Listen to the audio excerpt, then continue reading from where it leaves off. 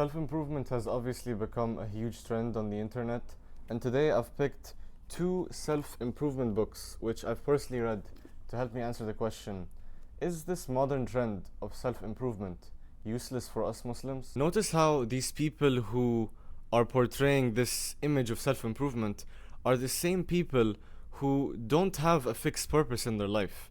Like, their purpose will be growing their business. Their purpose will be, quote unquote, helping people improve their lives, which sounds like a good thing, and it is definitely a good thing, but it is also misleading because the purpose of these people is something which is out of their control. It is something which is secondary when it comes to the ibadah and remembrance of Allah. So when you let these things get to you, your idea of what's good is actually bad, and your idea of what's bad is actually good. You just don't know it. And this is the main problem.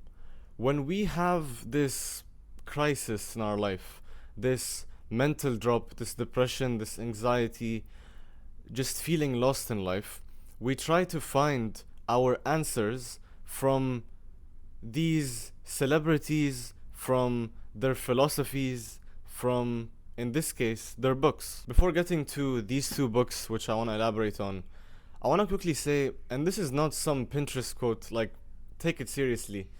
Islam is not just a religion, it is not even a way of life, it is the way of life. It is the only way of life. And it literally came to make things easier for us, to handle our affairs, to teach us on how to be in all aspects of life. Starting with the first book, and that is Atomic Habits. The first thing I want to say is that this book is actually really good, and I recommend anyone who hasn't read it to read it. So, if I were to summarize the core idea of this book, which, by the way, I have not read anything in this book which necessarily goes against Islam. If anything, the idea perfectly aligns with Islam.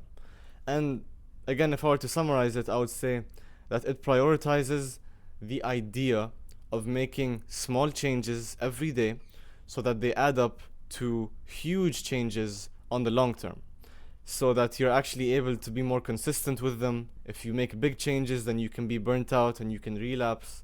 And it also teaches you how to leave off bad habits. That is the book in a nutshell. Now, this idea, which I just explained to you, the idea of building atomic habits, is already an idea which is found in Islam, which the Prophet said in a hadith, alayhi أحب الأعمال أدومها وإن قل, that the most beloved acts to Allah are the ones which are more consistent, which you can keep doing even if they are little. Interestingly enough, 99% of the ibadat in Islam are things which are extremely easy. Like, it's very rare for you to hear the Prophet telling you to do something which takes time over 1 hour. There are always things which are, little sayings, little adhkar, sunnah prayers which take very little time.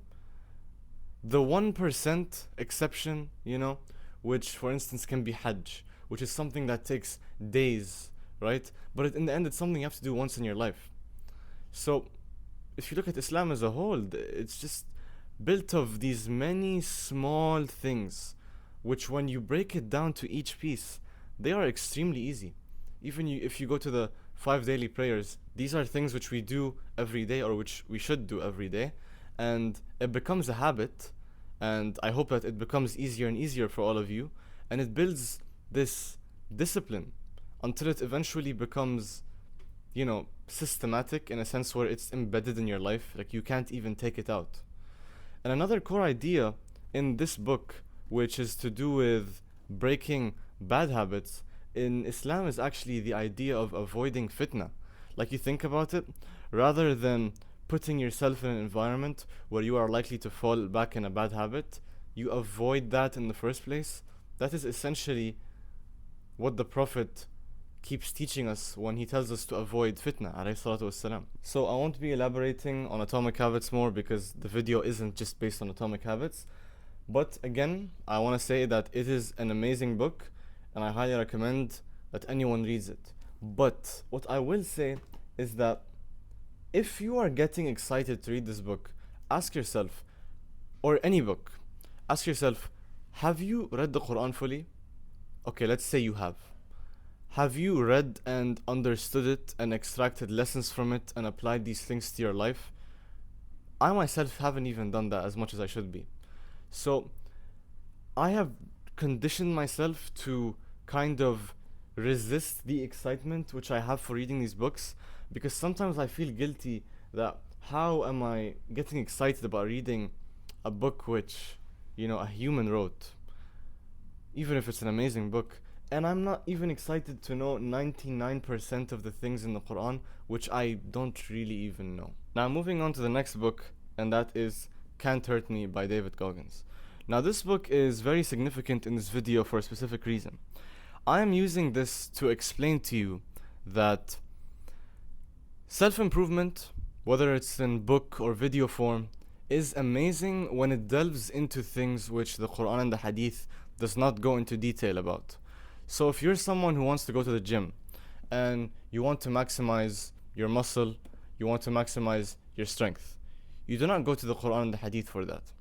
If you want to maximize the efficiency of your business, the Quran and the Hadith does not go into that. If you want a cure for your severe illness, of course we have prophetic medicine, at-Tibb al-Nabawi. However, we go to a doctor. In that same way, Can't Hurt Me goes into things which may help you, which that the Quran and the Hadith does not necessarily delve into. So what does this book talk about for people who haven't read it? And if you read it, then let me remind you. This book is essentially the story of David Goggins from his childhood up until now. And it is also a combination of his story and his mindset, how his mindset has changed over time. And why would you want to know about his mindset? Well, obviously David Goggins, he's a freak of nature, right? Insane work ethic in terms of his exercise, insane when it comes to his mental toughness, right? So I'm not necessarily looking up to David Goggins, but you can learn a lot from this if you are someone who, let's say, when you exercise, you struggle to push yourself. If you're studying, you struggle to push yourself. Personally, when it comes to studying the Deen, studying Islam, I get very excited. But maybe when it comes to academics, I start to slow down and be like, I don't want to do this for more than an hour. This book has helped me develop mental toughness to actually continue and persisting in doing things which I may not enjoy as much, right? So that's something which the Quran, the Hadith may not necessarily go into detail about. Yet again, I do want to say, do not look up to these people more than they deserve. So take this book for what it is, take their advice for what it is. But again, like for instance, someone like David Goggins, who is not a Muslim, he is someone who, from what I see, in my opinion, all of the exercise he does is just to keep his mind busy, so he's always striving for something in life. It's nothing to do with remembering Allah. It's seems like it's more running away from something than going towards something, because there's no central purpose. Even if you were to say again that his purpose was to help people and improve people's lives, that is something which is out of his control, right, to an extent. It is something which will not give you fulfillment in life. So, yeah, take this book and take Atomic Habits for what it is. But again, do not look up to the people. So if you, for example, love football, you can appreciate Ronaldo for his skills, appreciate Messi for their skills, but you do not look up to them as a person where you start caring so much about everything in their life. And it reaches to a point where you do that more than you do with the Prophet or the Sahaba. And that's not a good level to reach. David Goggins and all of the people living right now, they are nothing compared to the Prophets and the Sahaba. You just read about them, see what they do in battles, see their bravery, see the amount of effort they put.